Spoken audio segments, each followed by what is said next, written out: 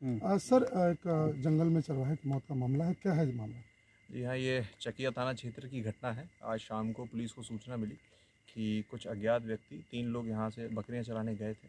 तो उसमें से एक व्यक्ति की कुछ अज्ञात व्यक्ति बता रहे हैं आए थे, लगभग 5 से 6 की संख्या में।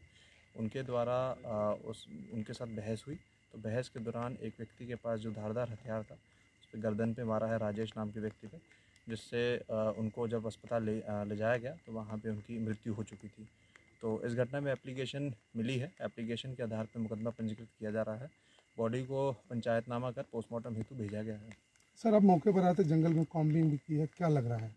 देखिए, अभी तक प्राइमा फेसाई ये ऐसा लग रहा है कि आपस में कुछ बात हुई है इनकी, और उसके बाद में हीटेड आर्ग्यूमेंट हुआ है, उसके बाद में ऐसी घटना हुई है। अभी मोटिव वर्तमान में क्लियर नहीं है, लेकिन इन्वेस्टिगेशन के दौरान जल्द क्लियर किया जाएगा। 1 मिनट रुकिएगा, बस 1 मिनट।